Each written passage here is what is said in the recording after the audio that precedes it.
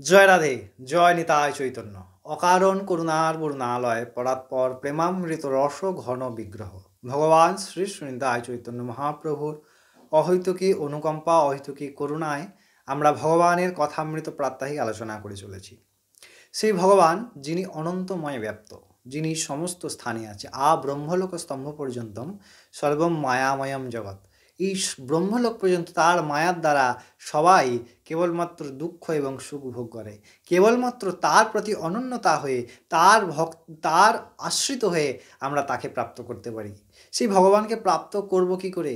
এত প্রকার শাস্ত্র, এত প্রকার জ্ঞান, এত প্রকার তপস্যা পদ্ধতি, এত প্রকার ধ্যান ধারণা ইত্যাদি কর্ম ব্রত, কোনো কিছুর দ্বারাই তো সেই ভগবানকে পাওয়া যায় না। আবার তিনি কোনো কর্মে ছাড়া অকারণ করুণা করেন। সেই কারণে শুরুই করলাম অকারণ করুণার বরুণালয়। তিনি অকারণে করুণা করেন এবং করুণা করে তার কৃপা অমৃত বর্ষণ করেন। সেই ভগবানের কথামৃত, সেই ভগবত তত্ত্বকে আমরা পাবো কী করে? সেই ভগবানের অনন্য ভক্তি আমরা পাবো কী করে? তা ভগবান ৫৫তম শ্লোকে আস্বাদন করাচ্ছেন। চলুন আমরা ৫৫তম শ্লোকটি আস্বাদন করি। ভগবান বলছেন শ্রীমদ্ ভগবদ্গীতায় ৫৫তম শ্লোকে বিশ্বরূপ দর্শন যোগে অর্জুনকে কি বলছেন?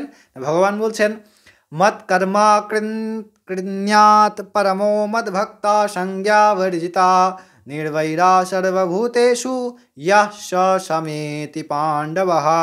বলছেন, হে পাণ্ডব, যে ব্যক্তি আমার জন্য কর্ম করে, আমার জন্য অনন্যতা অর্থাৎ আমার জন্য অনন্য হয় এবং আমার ভক্ত হয়, এবং এই কথাটি খুব যুক্তিযুক্তভাবে বলে, অনন্য হয় এবং আমার ভক্ত হয়, তিনি কি করেন না, তিনি আরও বলছেন যে তিনি আসক্ত বর্জিত হয়ে এবং নির্বৈর শব্দের অর্থ হচ্ছে যে সমস্ত প্রাণীর প্রতি হিংসা শূন্য, বিদ্বেষ শূন্য হয়, তিনি আমার অনন্য ভক্তি লাভে সামর্থ্য হন।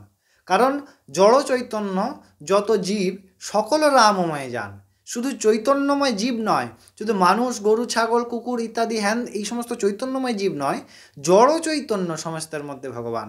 তাই ভগবান বললেন অনন্যতা, ১ নম্বর অনন্যতা, ভগবানের ভক্ত হওয়ার প্রচেষ্টা, ভগবানের জন্যে কর্ম, এবং নির্বৈর সবদিকে খুব সুন্দরভাবে বলে নির্বৈর অর্থাৎ সর্বপ্রাণীর মধ্যে সমস্ত প্রাণীকে নিষ্কামভাবে ভাবা, নিষ্কামভাবে কারো প্রতি হিংসা বা দেশ না করা।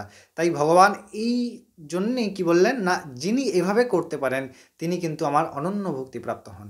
আবার এই অনন্যতা প্রাপ্তি হলে কি হয়? ভগবান বলছেন, অনন্য চেতা সততো ইয়ো মাং স্মরতে নিত্যশঃ তস্যাহং সুলভা পার্থ নিত্যযুক্তস্য যোগিনঃ। আবার বলছেন, অনন্য চেতা সততো ইয়ো মাং স্মরতি নিত্যশঃ, নিত্য স্মরণ করে, অনন্যতার সাথে আমার চিত্তচরণ করে।